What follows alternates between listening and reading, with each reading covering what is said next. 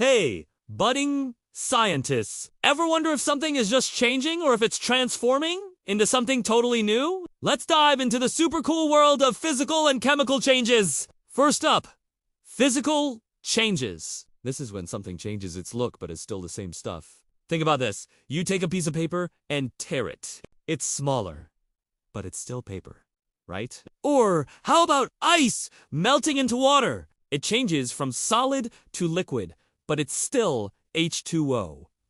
That's a physical change. Now, for the exciting part, chemical changes. This is a real transformation where something new is created.